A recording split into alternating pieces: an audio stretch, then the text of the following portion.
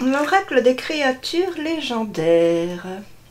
Un oracle plutôt intéressant. Qu'en dites-vous?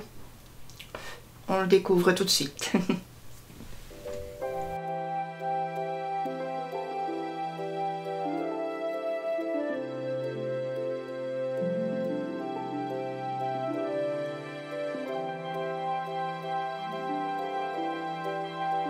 Hello les amis, j'espère que vous allez bien.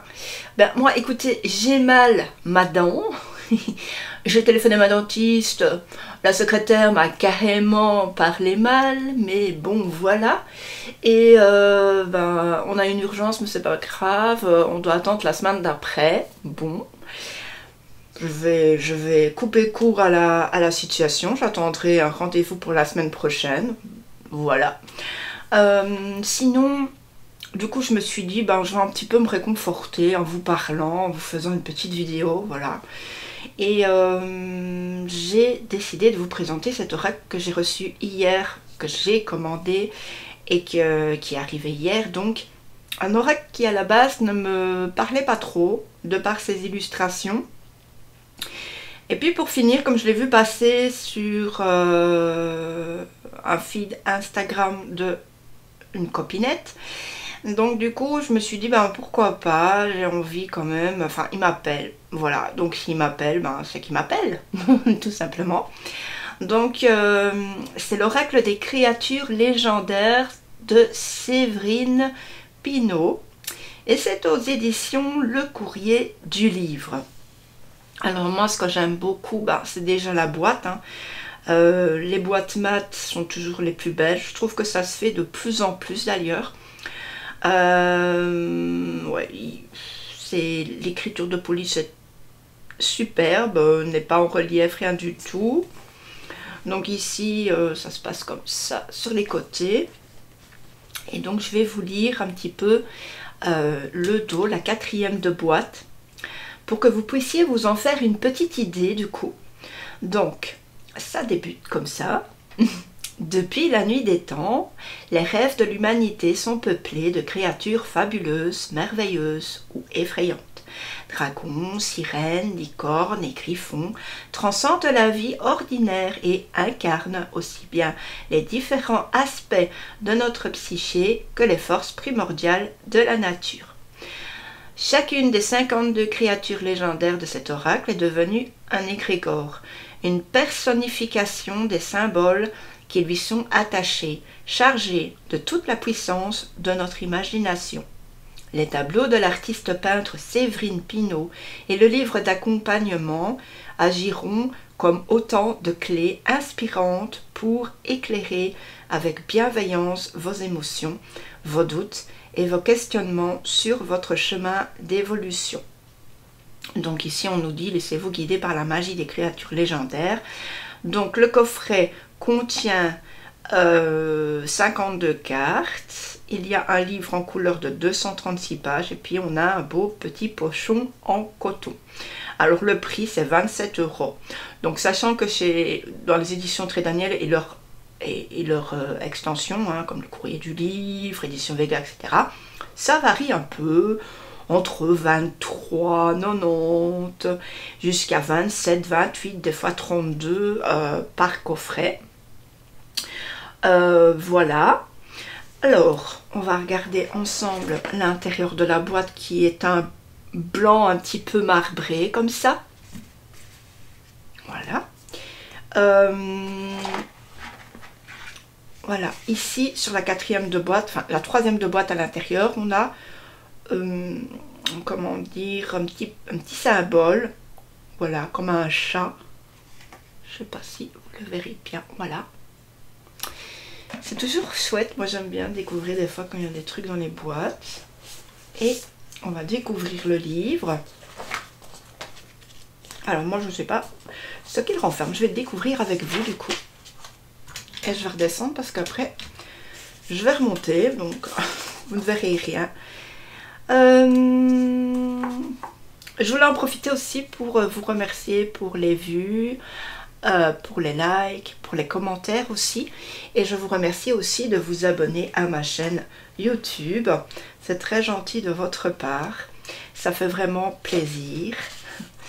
Donc ici, on a le sommaire, donc la bienvenue. On aura déjà les différents tirages, on aura la carte. Et puis les clés d'interprétation au niveau des cartes. À propos de l'auteur et bibliographie indicative. Alors je passe la bienvenue, hein, parce que je ne peux pas vous lire tout, sinon ça prendrait plus que ce qu'il faut comme temps pour la vidéo. Donc les différents tirages, ici on nous dit comment faire, hein, quand on va faire un tirage, etc. On nous donne des petits conseils. Et puis, on a des exemples de tirage. Donc, on a le message du jour. Ça, c'est un message à une carte que je suppose vous devez connaître ou que vous ne connaissez pas. Si vous êtes débutant, bah, c'est un message. Voilà, on tire une carte le matin pour la journée. Peut-être, je sais pas moi, si vous allez pour un emploi, par exemple... Qu'est-ce que ça peut me dire par rapport à la carte? Qu'est-ce que je dois en retenir? Et puis au soir, on fait un petit peu le débrief. Bah tiens, qu'est-ce que la carte finalement m'a donné aujourd'hui? Voilà, qu'est-ce qui en est sorti? Ensuite, on a le message de la nuit, toujours à une carte. Ah, donc ça, c'est le message du jour. Le message de la nuit ici. Alors, donc ici, c'est un petit peu avant de vous endormir. Voilà. Vous allez méditer avec la symbolique, de la carte. Hein. Vous allez un petit peu voir ce que ça dit. Et puis, voilà, ben, vous allez dormir, hein, tout simplement. Puis vous allez voir ce que ça va révéler au niveau de votre inconscient. Alors... On a le message en réponse, ici en 5 cartes. Alors ici, c'est le tirage en croix du tarot de Marseille. Voilà. Donc ici, il nous dit par exemple, la deuxième carte posée à droite indique ce qui est négatif, là. Hein. Enfin, cinquième, je ne fais pas toutes les cartes, cinquième carte par exemple, obtenue par la réduction numérique des 4 cartes du tirage et la synthèse. Voilà. Qu'est-ce que, donc la cinquième carte va regrouper la 1, la 2, la 3, la 4, pardon, et va nous faire une synthèse sur tout ça, voilà, qu'il faut vraiment en retenir aussi. On a le message de l'année, ben alors ça, c'est quand l'année commence, voilà. Et voilà. Pourquoi pas, vous pouvez peut-être le faire pour l'anniversaire, par exemple. Vous débutez à la date de votre anniversaire, puis vous faites le tour jusqu'au le mois d'après, parce que moi c'est juin, donc du coup, j'y pensais. Donc ensuite, on a les cartes. Alors, parmi toutes les créatures, il en est plus extraordinaire que tout le dragon, présent sous de multiples formes dans presque toutes les cultures. Ses aspects sont multiples. Il peut être bienfaisant ou maléfique et procède des 4 éléments. Dans cet oracle, il sera donc présent dans plusieurs avatars, sous des aspects différents, et sera notre guide à chaque étape. Le dragon de terre qui ouvre l'oracle est le protecteur de la nature et du monde sensible. Les créatures qui le suivent participent de son domaine. Le dragon de feu est la figure de la transformation et de la passion. Le dragon d'eau règne sur le domaine de l'esprit et de l'imagination créatrice. Le dragon d'air invite à la spiritualité et au mysticisme. Et enfin, les dragons d'argent et d'or sont les étapes qui conduisent au trésor et à l'accomplissement de l'assemblée. Donc ici, elle nous fait part de faire attention quand on tire un dragon. Voilà, parce qu'il y a plusieurs choses qui peuvent en sortir. Voilà. Alors par exemple, ici ce que j'aime bien, bah, c'est les illustrations qui sont en couleur. La carte grandeur nature ici, même plus que grandeur nature, qui est ici en première page, c'est beau. Et donc c'est un livret en couleur. Voilà, donc ici, pour le dragon de la terre, on a un petit message. Ensuite, ce que ça révèle. Voilà. Alors, ensuite, on a du côté de la lumière et du côté de l'ombre. Voilà. Après, je pense côté lumière, côté ombre.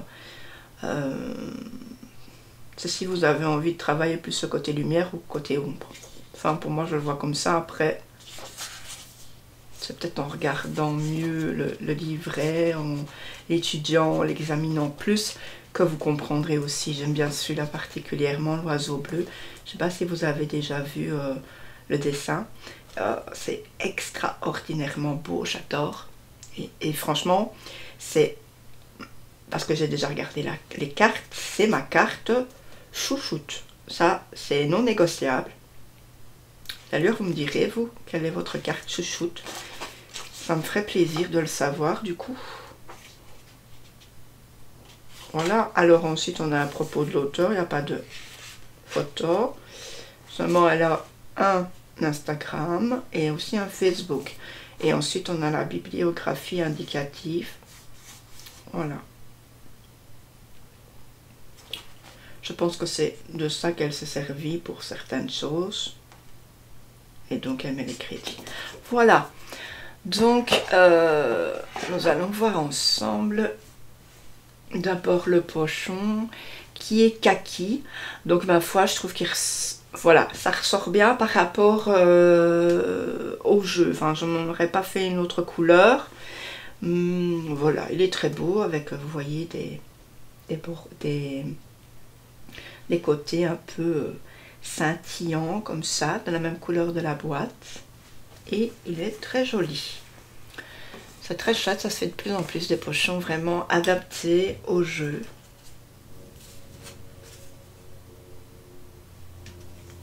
Alors ensuite, on va avoir une tranche dorée. On a un dos comme ceci. D'ailleurs, je pense, je sais pas. Ouais, c'est à l'envers du coup. C'est pour ça qu'on le voit à l'envers. Hein. On a un dos comme ceci. Donc c'est vraiment les dragons, hein, ici. Le dragon qui est repris. Donc la force de ce jeu, c'est beaucoup le dragon. Voilà. Alors. Donc je ne l'ai même pas encore mélangé. Alors au niveau de la carte, bah, moi je trouve qu'elle est bien. Regardez. Elle revient bien et tout. Donc on a le nom de l'illustration, donc ici le dragon de la terre. J'aurais mieux aimé que tout soit sur la même carte, que ce soit en grandeur totale sur la carte. C'est un petit peu... Enfin, moi je préférerais que ce soit sur la... J'aurais préféré que ce soit sur la carte maintenant, voilà, il y a des bords. Donc on a le dragon de la terre, l'œuf de l'oiseau roc, le faune, ça on connaît parce que ça se retrouve souvent dans les jeux au niveau des fées de Gaïa, le centaure. Je pense que je vais faire quand même un zoom, je m'excuse. Donc le centaure ici. Le cocatrix. Alors c'est des mélanges d'animaux un petit peu comme ça. Normalement. Alors ici c'est... Je sais pas si je vais réussir à dire le nom. Le twirch. Truite. Je sais pas trop. Alors, le renard mystique. Vous voyez, j'ai un peu mal la tête actuellement. Mais ma dent, ça fait un peu moins mal. Donc, ça va. fais une aparté comme ça. Alors, la Dryade, le papillon. Ici, sans surprise, c'est quand même... mais c'est considéré comme un animal assez important. Hein. Enfin, c'est considéré important, hein, le papillon. Alors, on a le Wolpertinger. Ça, c'est vraiment un grand mélange de toutes sortes. Je l'aime bien aussi, celui-ci. On a la chèvre d'or, j'aime bien aussi celle-ci, elle est belle. Vous en pensez quoi? Et n'hésitez pas de me dire en commentaire, parce que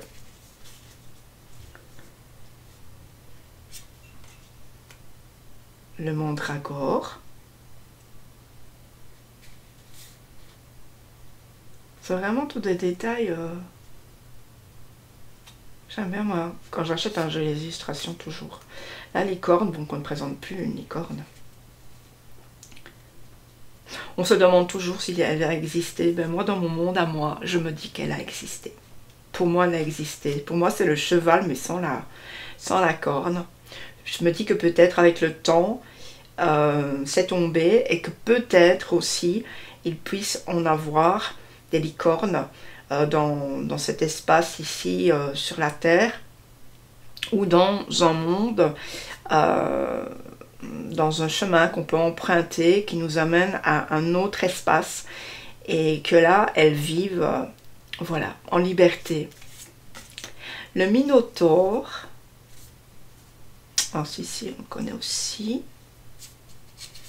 Alors Cerbère, avec les 3 têtes.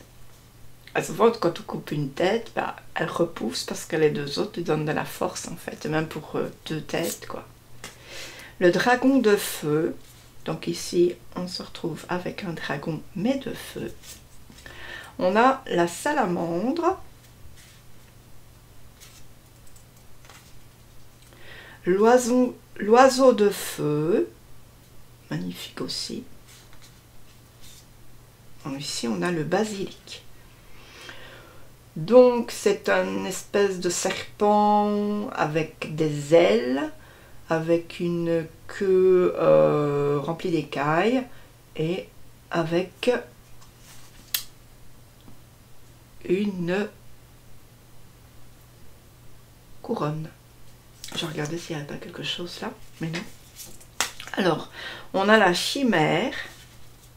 Vraiment, je trouve magnifique le lion. Franchement, superbe. On a le phénix, hein, le phénix qui renaît de ses cendres, tout le monde sait ça. On nous dit souvent, tu es un phénix, tu renaîtras de tes cendres.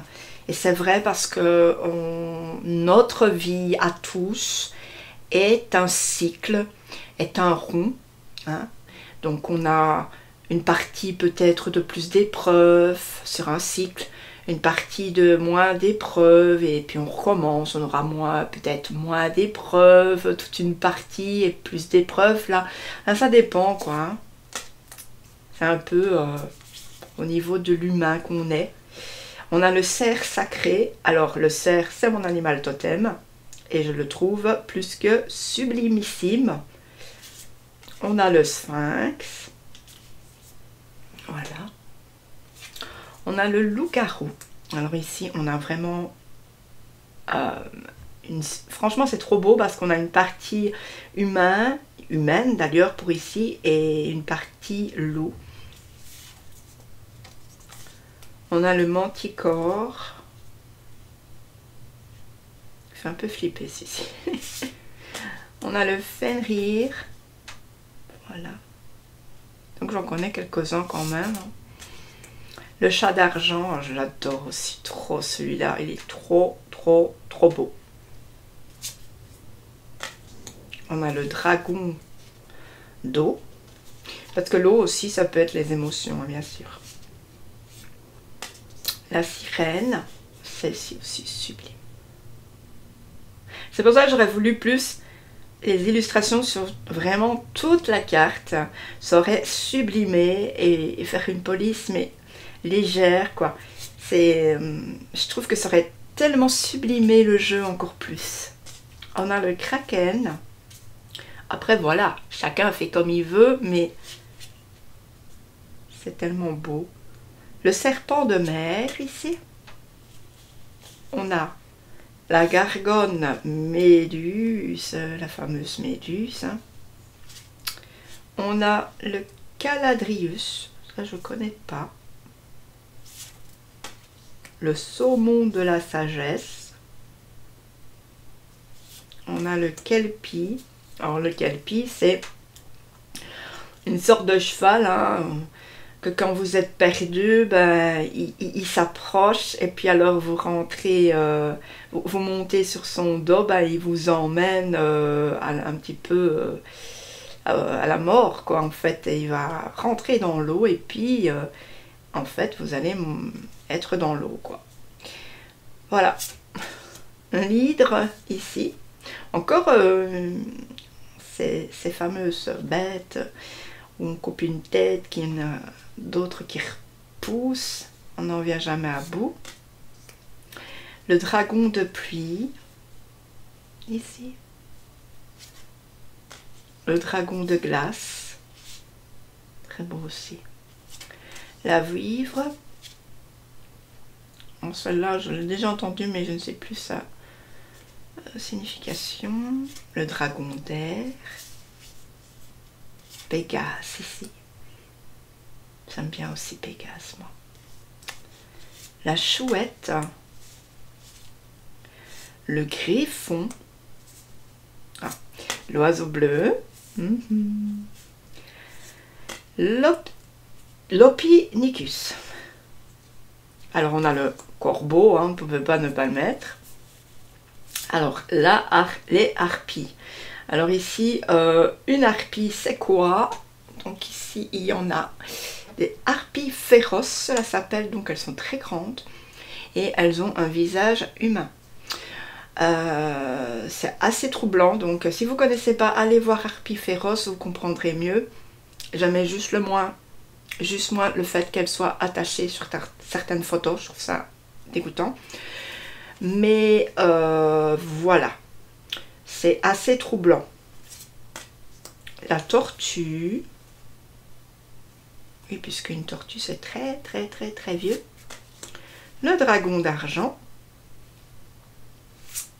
Le dragon d'or. Je sais pas pour vous, mais moi quand je vois un animal avec or à côté, comme la chèvre d'or ou le dragon d'or, ça fait tout de suite plus sublime dans notre tête. Je sais pas pourquoi, hein. Mais voilà. Alors, le trésor du dragon, si on a... Ça me fait penser à un film. Et il était assis sur tout ce qu'il avait...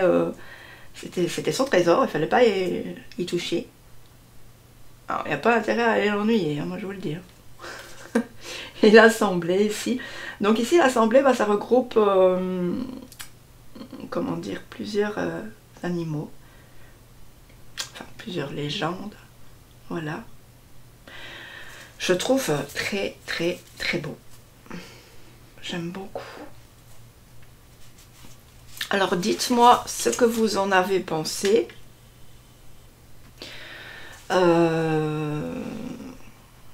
S'il vous parle ou pas, dites-moi tout. Je veux savoir. Et en attendant, ben, je vous fais d'énormes bisous. Je vous dis à très bientôt. Ciao, ciao. Bye bye.